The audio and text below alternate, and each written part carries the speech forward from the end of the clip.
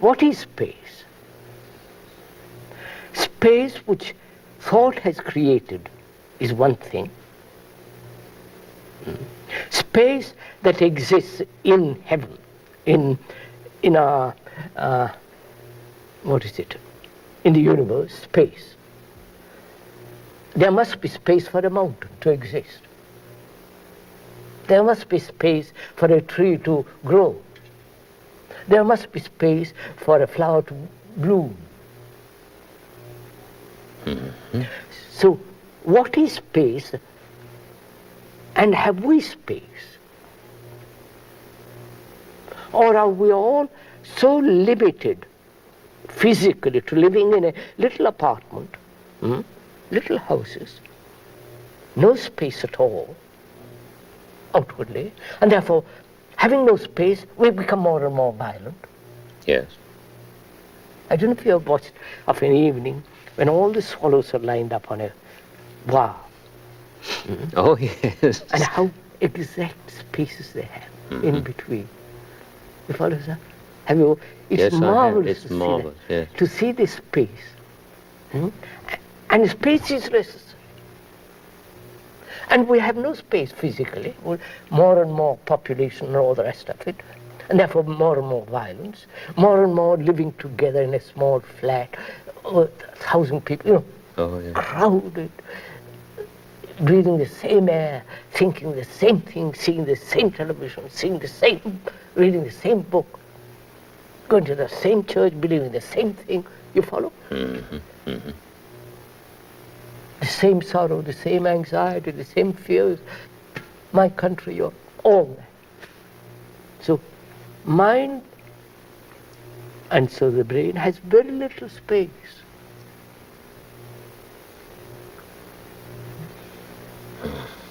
And space is necessary. Otherwise, I stifle. So, can the mind have space?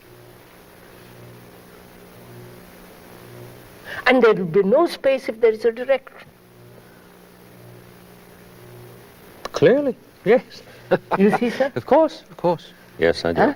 Yes. There is no space if direction means time.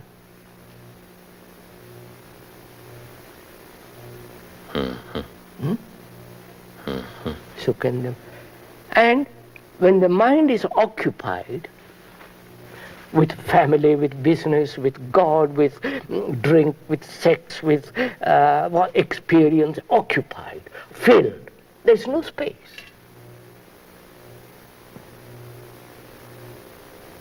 That's right.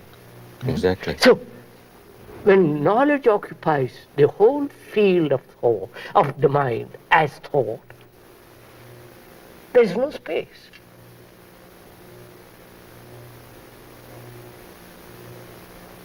And thought creates space around itself.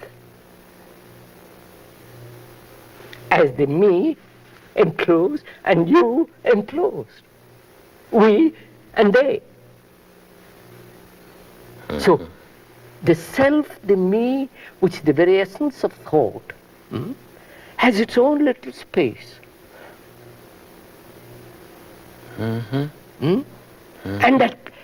And to move out of that space is terror, is fear, is anxiety.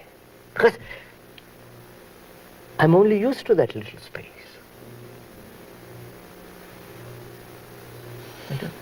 Yes, exactly. That brings us back to the earlier conversation we had when we touched the point of terror. Yes, that's right.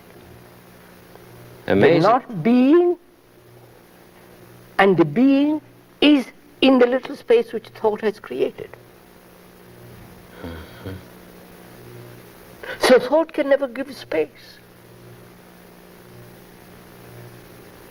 Of course not. So, meditation is the freedom, is the freeing of the mind, of its contentless consciousness, which creates its own little space.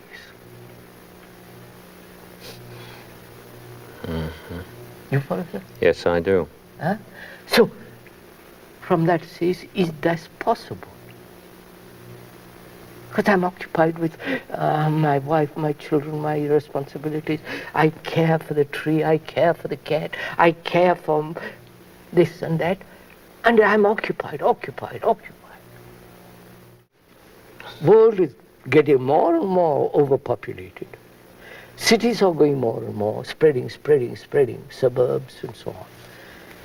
Man is getting less and less space. Mm-hmm. Therefore, driving out animals, killing, killing the American Indians, killing the Indians in Brazil and so on. They are doing this, actually going on. Oh, yes. And having no space out there, outwardly, except on occasions I go often to the country and see oh my God, I wish I could live here. But I can't because I've got so on. So, can there be space inwardly? When there is space inwardly, there is space outwardly. Exactly.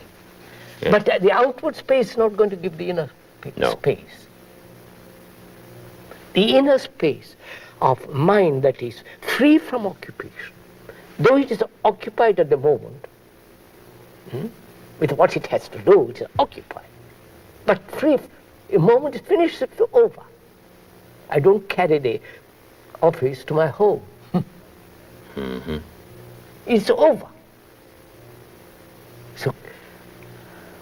So space in the mind means the emptying of consciousness of all its content, and therefore the consciousness which thought as the me has created ends, and therefore there is space. Mm-hmm. And that space isn't yours or mine, it's space.